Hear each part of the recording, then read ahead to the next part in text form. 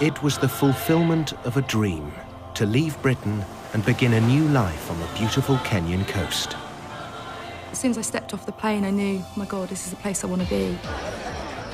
Nikki Roberts dreamt of running her own nightclub in paradise.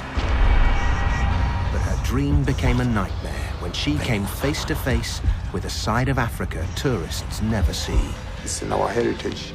It's something you grow up in Africa knowing that, hey, there is black magic and it's dangerous. And when bribery and corruption left her penniless, she faced the agony and humiliation of a brutal Kenyan prison. I hadn't done anything. I was completely innocent.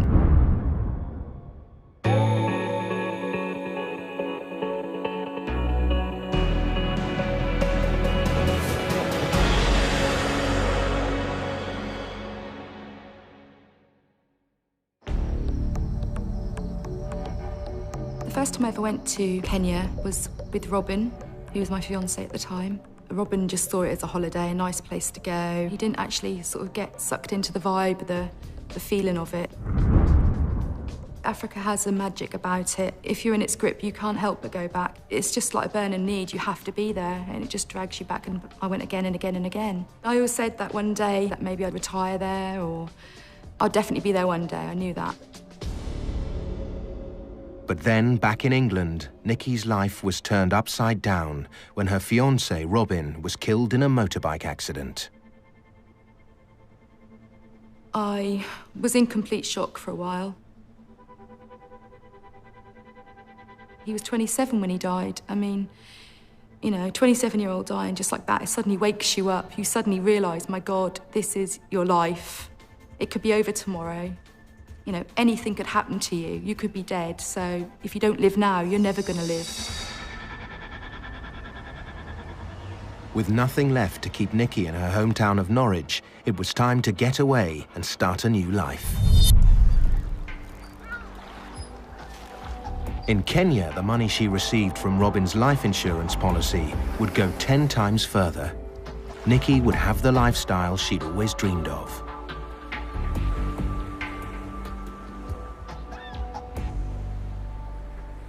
Nikki returned to her favourite resort, Watamu, on the beautiful Kenyan coast. But this wasn't just for a holiday. She'd brought with her a state-of-the-art sound system. It'd always been my dream to own a business out in Africa, and specifically a nightclub in Watamu, because I could see a niche in the market there. I knew that a nightclub there would just boom, so I wanted to go over there and just create the ultimate nightclub and really blow everyone away. I had a lot of background in the hospitality business, so I knew the business inside out. So I had the innate belief that I could do this, and I didn't have any fear about it. But this was Kenya, a country with plenty of red tape. Obtaining a business permit wasn't easy.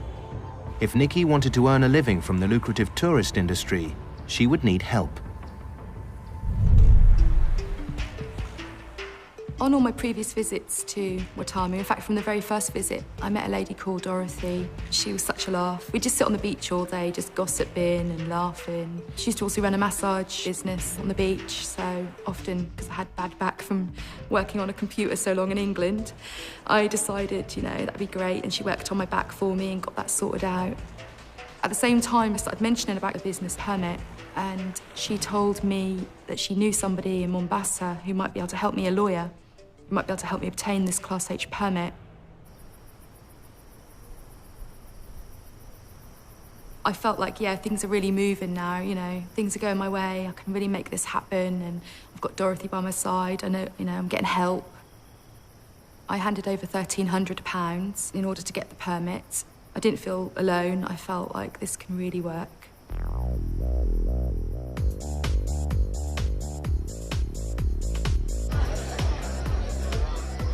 One night I was with some friends in a club called Inferno. At that time, I wasn't looking for love at all.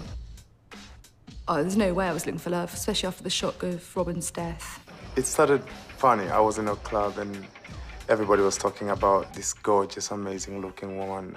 She's from England and she's outstanding and nobody can get to her. All of a sudden, an angel appeared. That is her. That is the woman. That is the woman who's gonna bear me my children. There was nothing to say, just to give her the look, and she was fly. All of a sudden, I see this guy, and he's dancing on the dance floor, and he's kind of taking the mickey out of the tourists, the way they dance, and really sort of OTT. But when they look around, he's sort of standing dead still. So I was laughing so badly. All of a sudden, I give the look, and tick, she's got my attention. He was making jokes and being a bit of a clown and everything. And he came over and we started chatting. And when we actually spoke to each other, it was like, oh, I just found out he was my soulmate. It was amazing. Once we sort of fell for each other, we were just together. We were inseparable. We were together morning, noon, and night. We would go for long moonlight walks on the beach. It's like I fell in love at that point, just straight away. It was wham. In Africa, we say troubles or love does not know how to knock the door. It just hits you right in your face.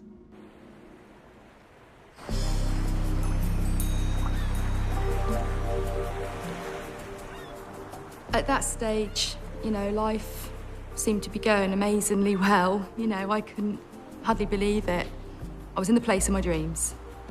I had, you know, the possibility of the most amazing business. I had the most incredible bloke alive. You know, he was just everything to me. He was my soulmate. I couldn't have asked for more. After Moffat moved in, Nikki quickly found some premises where she could set up her nightclub. She took with her the all-important business permit which Dorothy had recently obtained for her. But when she presented it to the building's owner, she didn't get the reaction she was hoping for. The permit was fake. I felt incredibly hurt, because she was like my best friend, you know. She was the only person I felt like I could trust other than Moffat, and I felt destroyed. It really tore me up. I went to the police and they took a report, but not much was done about it. I was in a foreign country, been money taken, and I was just left high and dry. Nikki Roberts had arrived in Kenya with a dream of starting a nightclub. Everything was going according to plan, but then her best friend sold her a fake business permit and made off with £1,300. After this incident, it really hit home to me that there was a lot more to Kenya than I'd actually really realised. Moffat used to keep warning me. He used to say to me actually all the time, you know, be careful, because it isn't what you think it is. Not all the smiling faces are hiding good hearts. That's one of his things he used to say. Smiling faces can be hiding black hearts too. I thought to myself, maybe, you know, not everybody's going to be like this, surely. So I tried to sort of be open-minded and look forward to getting things sorted out.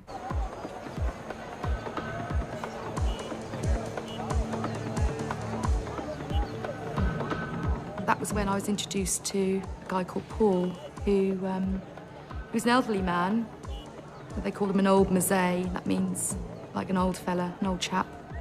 He knew a lot about the system, about paperwork, about documents, about how to get things. He had connections in Nairobi. And a lot of people said, yeah, he'll help you, you know, go see him. And he assured me that he would get me this work permit. And I was horrendously nervous about, you know, giving him money after what happened with Dorothy. But he reassured me so much that I decided to give it a shot. Nikki gave Paul more than £2,000 plus her passport, which he said would be needed to verify her identity.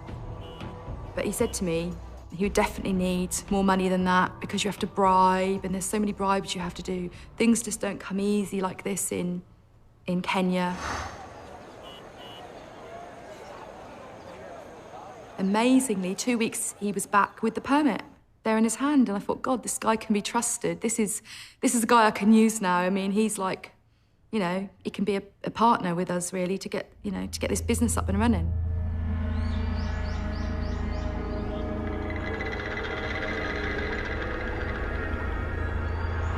But as soon as Nikki's permit materialised, something else turned up. One day, Nikki came home and she asked me, Moff, did you put something on the gate?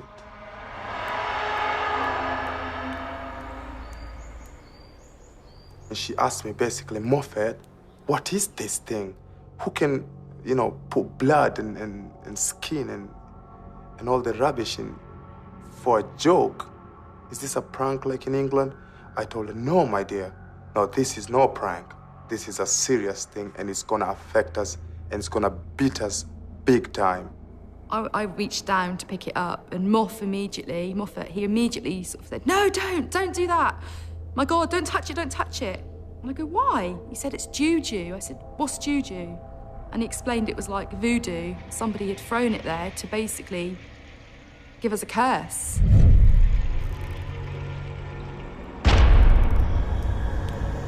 Throughout the next few days, more and more of these things arrived, but different kinds of ones. We didn't know who was doing it. We had no idea it was happening in the night, so we'd find it in the morning. And my most anxious thought was, what are they after? Who's doing it and why, really? Not long after these things were found on the doorstep, Paul drove round and was quite excited, and he sat down and said, you know, there's something you ought to listen to, Nikki. He said that these things are dangerous. They're going to bring you bad luck. They're going to stop your business moving forward. Things aren't going to go your way. If you want to be protected, there's something you have to do. It's in our heritage. It's something you grow up in Africa knowing that, hey, there is black magic and it's dangerous.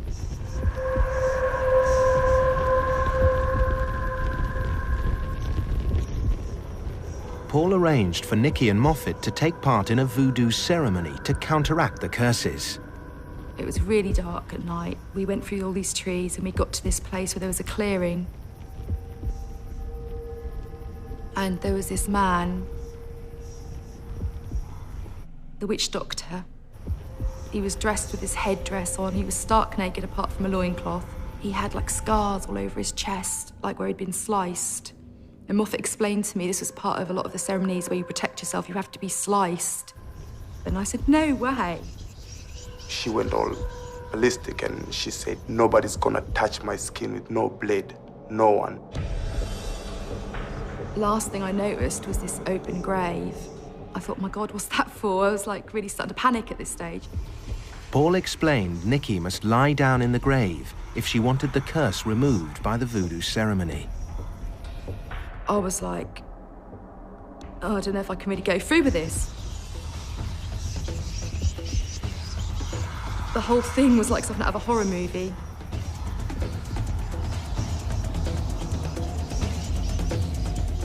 She just went into the grave because she had to.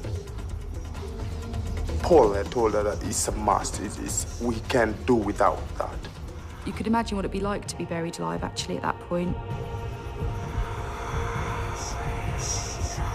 The witch doctor guy took one of the chickens and started plucking it while it was still alive and then throwing the feathers down over me.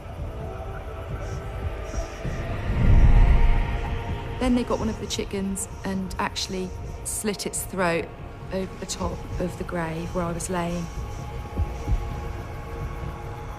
There was this hot blood coming down on me, and it was landing on me, and at that point, I really freaked out.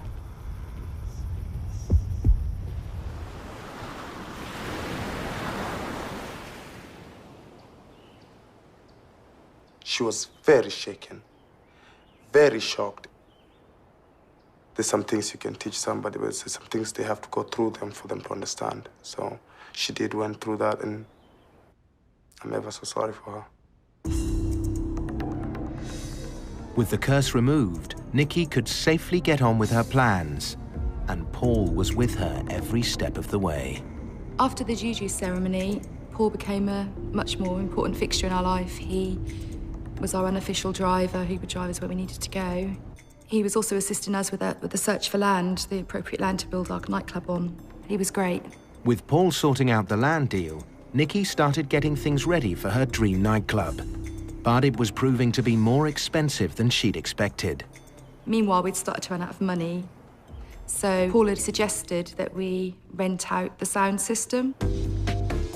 The state-of-the-art sound system was an essential part of Nikki's plan. There was nothing like it in Watamu. Paul arranged a demonstration for all the local bar and club owners. number of people come by. Some of the people from the Jambo nightclub down the road came by and had a look. By the end of the day, Paul had clinched the deal, renting Nikki's sound system to the local Jambo nightclub. Everything was going amazingly well, so smoothly. We really felt positive, me and Moff. We believed, you know, things were going to really pan out well for us. The dream was coming alive now at last.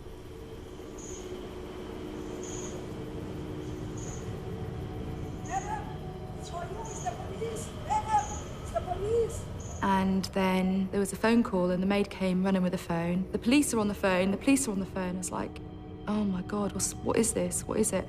So I was told on the phone that the owner of Jambo Club was at the police station and he was saying that I'd sold my sound system to him and not delivered the goods. And the policeman on the phone said, you have to come down here now, we have evidence against you. When we got there, Paul was there. And I was like, why is he here? And I was quite confused. And the police were saying, what have you done with the money? And they said, we have documents.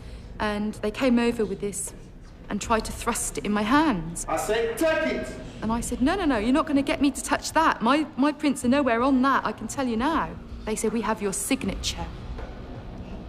I was absolutely amazed at how my signature looked. It did look like my signature. The only person who knew my signature and who had a copy of it was Paul. It also had my passport number on there. And I couldn't believe it. As I read further, I saw that Paul was actually written as the person who'd done the deal. And I said, what's going on, Paul? What is going on? He didn't say anything. I started getting very angry at this point, started screaming, what have you been playing at? This was obviously some kind of scam. How could he be involved in this? He was our friend. So I started to think, my God, this man, what about all the money I've given him? Scrawling off a IOU whenever I gave him money, sometimes 200 here, 100 there. I just couldn't understand. I mean, this was our friend.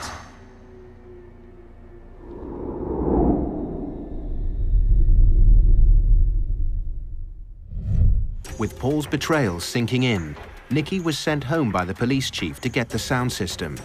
But she had other ideas. She called her neighbour, who'd lived in Kenya for years, and asked for help.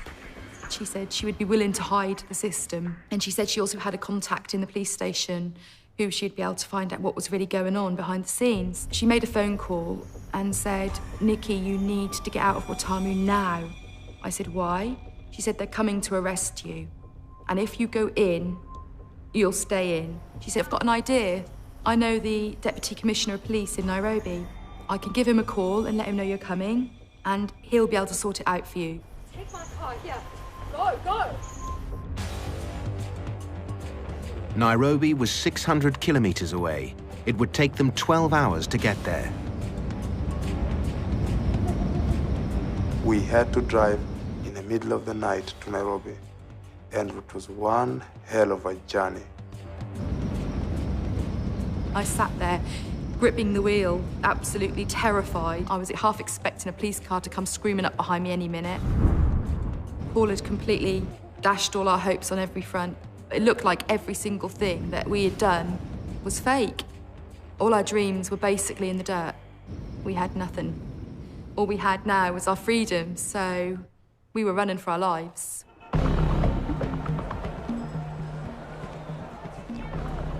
Nikki and Moffat arrived in the Kenyan capital. They began putting the pieces together. Paul, Jambo Club owner, and the head of the police station were all of the same tribe. That might not mean much in England, but in Kenya it's a big deal because somebody of your tribe is like your brother and you'll do anything to help them. And more than likely the whole idea had been to frighten me so much I would have handed the sound system over. And literally they would have got the system for peanuts. We realised that was the lowest point we'd reached so far. Everything was in tatters. We didn't know what to do. We had no land, no money, no job. Things were looking really black. When we entered the office, the commissioner sat there behind his desk, and I would have thought he'd been quite a scary figure, but he wasn't. He was He was very friendly, he had a big beaming smile on his face, and he welcomed us, he shook our hands and told us to sit down. And then he said, "What can I do for you, my dear?" So we told him the story. We said, you know, exactly what had happened, and he then proceeded to ask us for 7,000 shillings, which in English money at the time was about £70. We gave him the money. I said, "So what's going to happen? Are we going to be okay? You know, is it going to be sorted?" And he said, don't you worry, be at home in Kenya, feel at home." And I said, "Right, well, I still don't know what's going to happen. Can I go back and not be arrested? Is it safe to go back?" And he said, no, it's fine, I'll sort it, don't worry. So I thought, well, nothing more I can do about it, and I just had to leave because he wasn't going to say any more. So I left the office and we went to a hotel to sleep.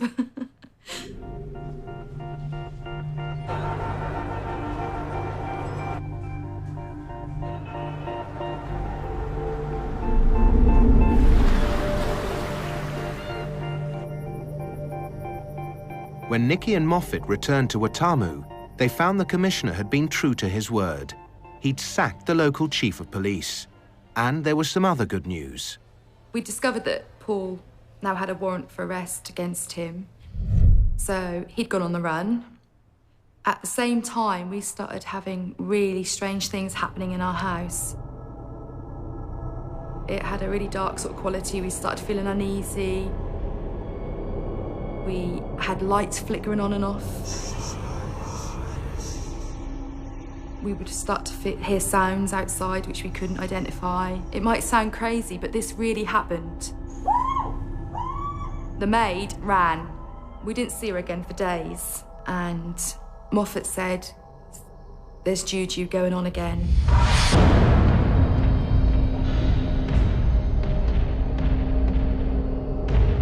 We've actually heard through somebody in the village that Paul had actually been behind it, basically getting revenge because there was now a warrant out for his arrest.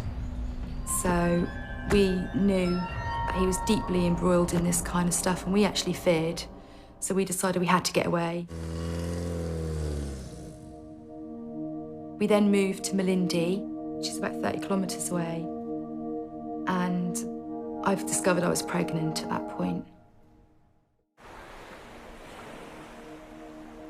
Nicky Roberts' dream wasn't turning out the way she had planned. She'd been hounded out of her house by black magic and conned by the people she'd trusted. Now, with her money almost gone, she was expecting a child. The worst part was not really knowing what was going to happen, because I had no mother there, no sister, no friends. Nobody could give me any advice on how it was all going to happen and what pregnancy was all about, and there was no such thing as scans or anything like that going on. There was no hospital, not proper hospital, for about 130 kilometres. The nearest one was Mombasa. So I was literally in a town which didn't really have a proper hospital at all.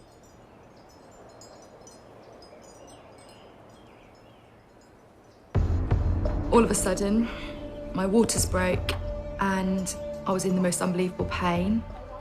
There was no pain relief of any kind. I just had to get on with it. After 24 hours, Nicky and Moffat realised they needed medical help.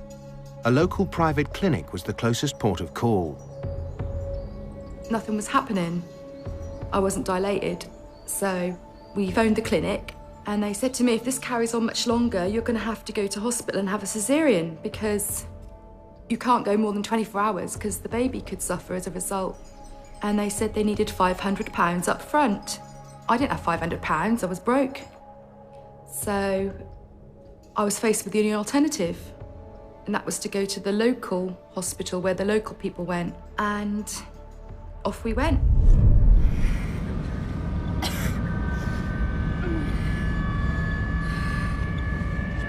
And I was comforting her all the time, and I know she was going through hell. And I told her, just be brave, you know. Hold on, we're gonna give birth, and we're gonna get a beautiful kid, and she or he's gonna be adorable.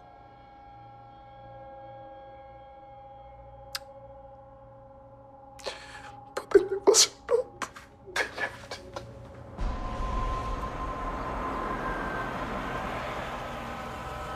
When we arrived at this hospital, I was expecting to see a hospital. What I basically saw was a collection of buildings, literally made out of breeze block. And throughout all these buildings were throngs and throngs of local Africans, some really sick, wailing on the floor. It was just chaos, and I just looked at this and thought, my God, I can't be having an operation in a place like this. I was taken to a room where they put a catheter in.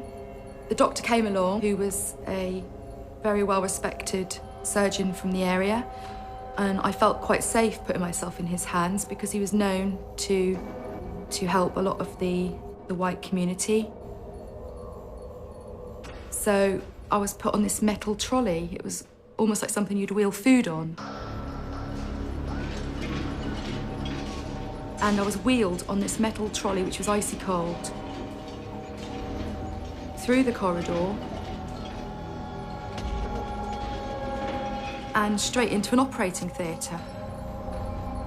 I was then laid out on the operating table where people were actually arranging the knives and sorting the knives and scalpels and everything out right in front of me. This was completely scary. I was panicking.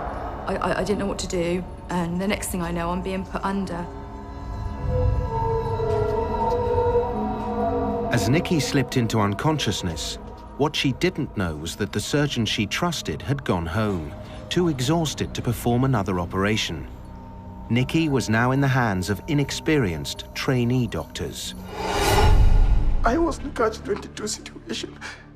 If I don't let her go in that theater and get operated on, obviously we'll lose our daughter.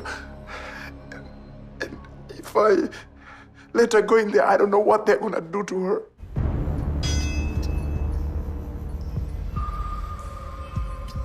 The next thing I remembered was being dragged up as if from somewhere really deep to the feeling of the most unbelievable pain I have ever felt in my entire life.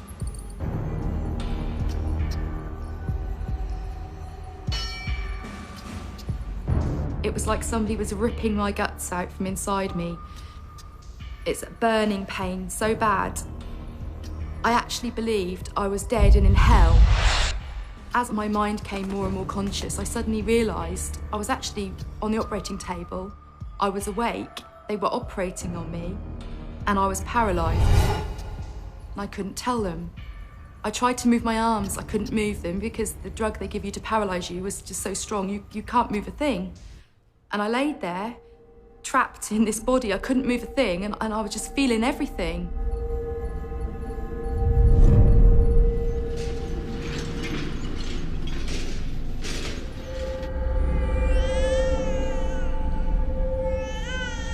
I prayed and prayed, and about 30 minutes later, I heard a little voice.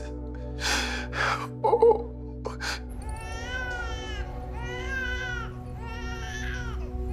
At that point, I started expelling what looked like the placenta. So they hadn't even removed it during the operation, it was just left there. Another thing I could have died from.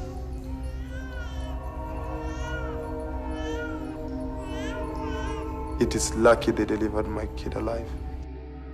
But from there on, it was a disaster to the end.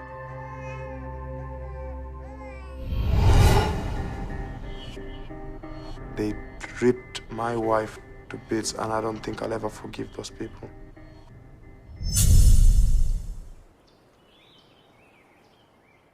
Nikki gave birth to a healthy baby girl, Saffron, but her own recovery took some time. It took me a long while before it healed. It took about 3 months before I was actually able to move normally.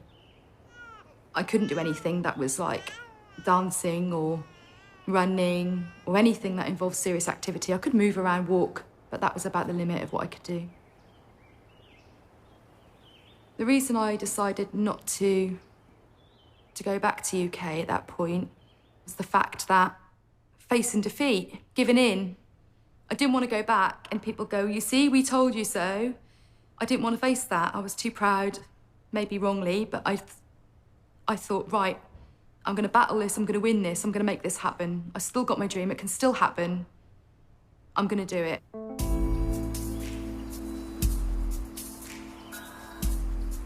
After some months had passed, I actually heard the very nightclub me and Moffat had met in, Inferno nightclub, had been empty for a year and was actually up for renting.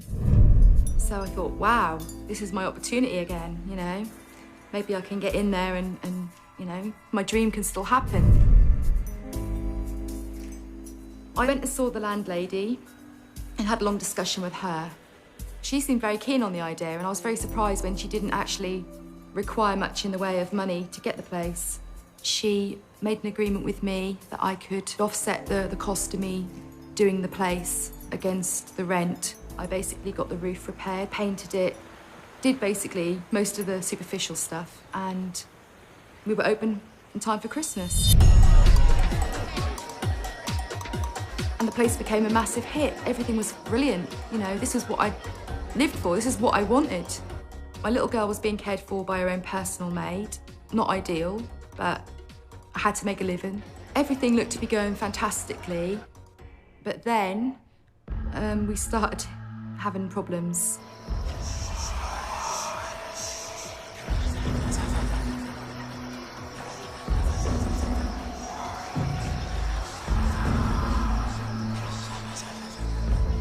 So the abracadabra start again. The juju hit again.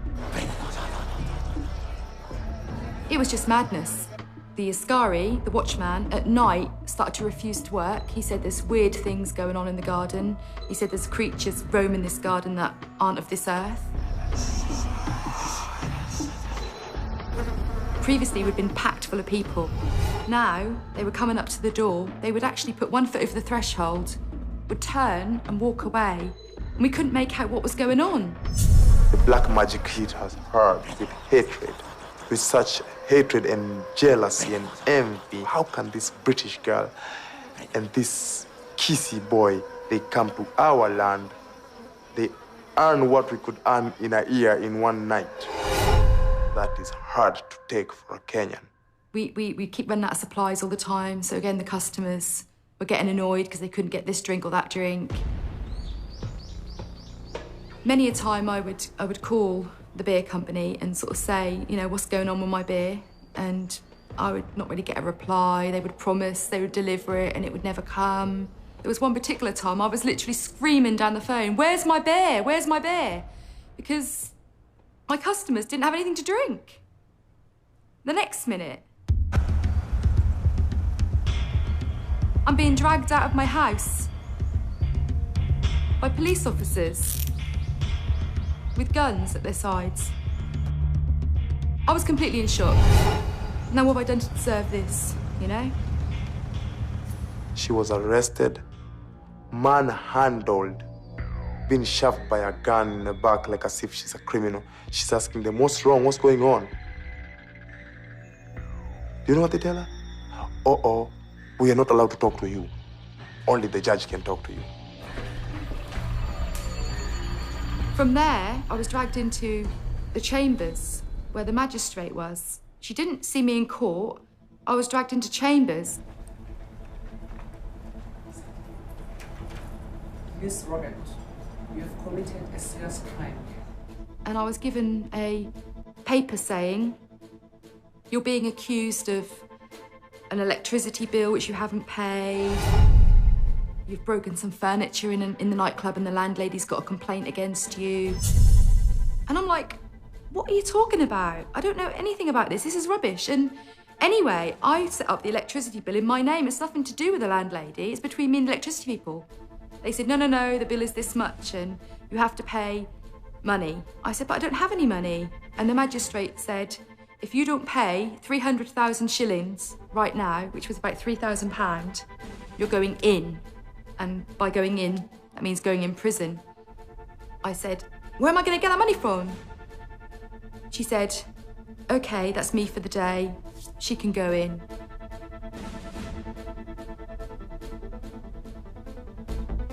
She got up, picked up her bag, walked out the door.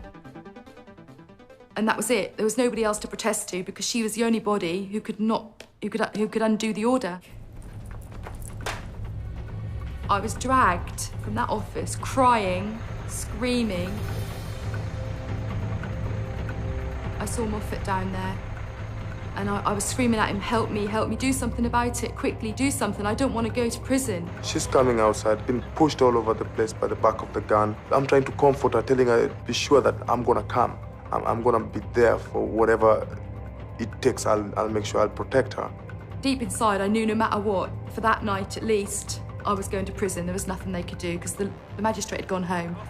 I was thrown on the back of this truck with all of those women from the holding cells on this big open back truck where everybody could see you.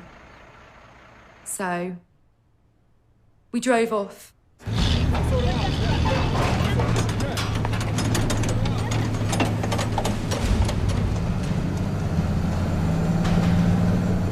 We were bumped in this truck throughout the whole of Malindi.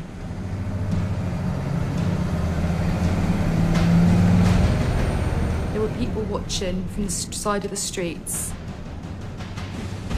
Of course, they're going to stare at a white person in the back of a prison lorry. I was an oddity.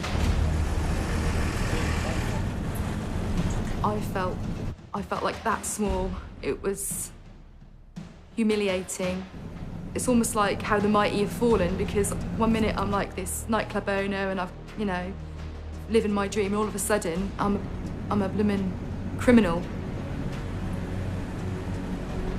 And that's how I felt. I felt shame, as if I really was a criminal, even though I'd done nothing wrong.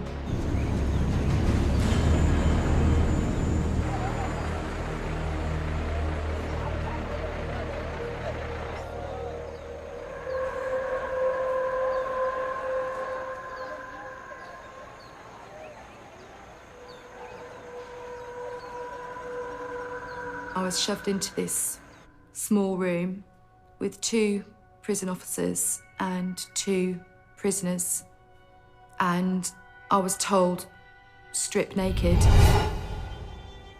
People were obviously staring at me. Being again white person, I was an object of curiosity.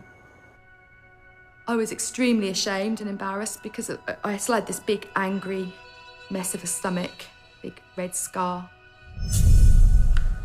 Basically, I was told, bend over, we're gonna strip search you.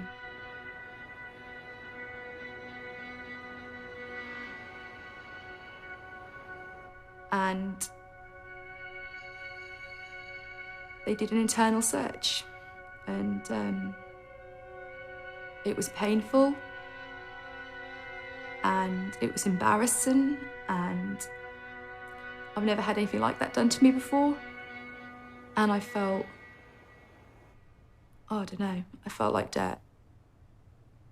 This is a woman who's never seen this kind of treatment in her life. And she's not even healed up properly. And they're laughing, saying, oh, you think this is Europe where you come here, you're given your PlayStation in jail? This is not jail, this is remand, and you better get used to it, or else we're gonna make you black even if you're white.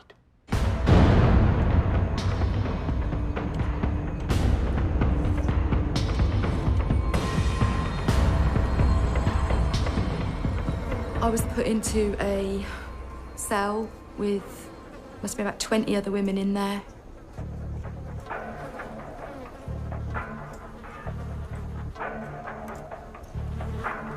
I was basically told to sleep on the floor, so I sat in a corner and cried and wondered what I'd done that was so bad. The prison was steaming hot.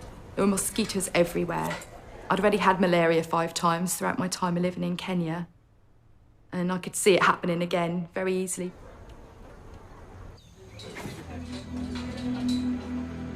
Conditions in the prison were horrendous. They were unbelievable, really. People had TB. They had HIV. One of the worst things that happened has got to be when they make you kaba.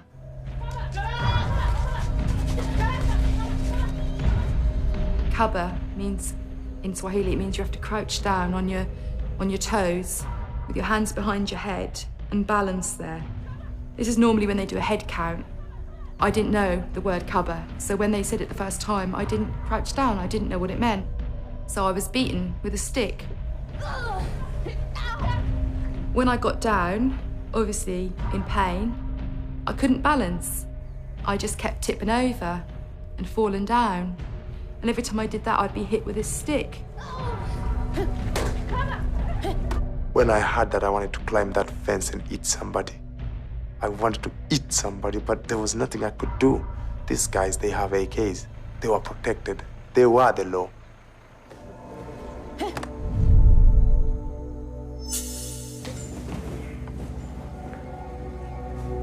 Day after day went by and I had no idea if I was going to get out or how I was going to get out. I thought that was it. What Nicky didn't realise was that the lawyer that Moffat had hired had already done everything he could to secure her release. And even though he'd paid the full bond, the magistrate had other ideas. I found out afterwards that the magistrate refused to sign the release papers. Nobody knew why, but she just made sure I stayed in.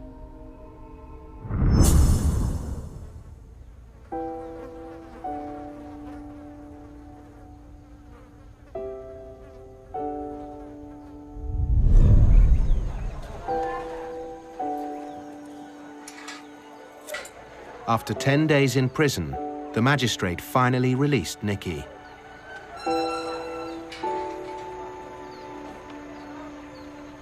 Oh, you should have seen me.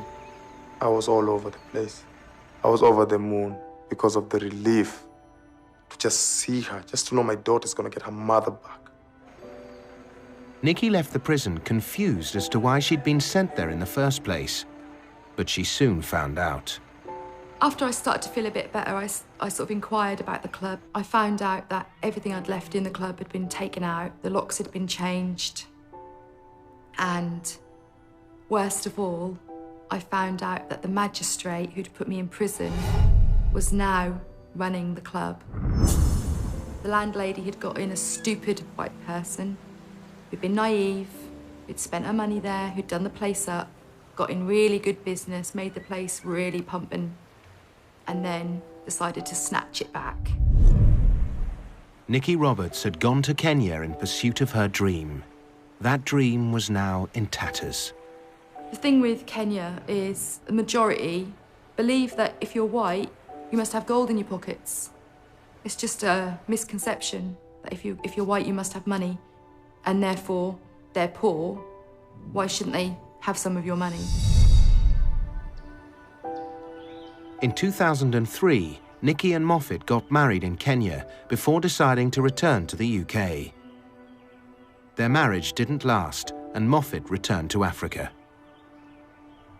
He couldn't handle the lifestyle, he couldn't handle the fast pace of life because UK doesn't have the same relaxed atmosphere as Kenya. People are a lot colder, they don't stop and greet you in the street, and he found that very soul-destroying.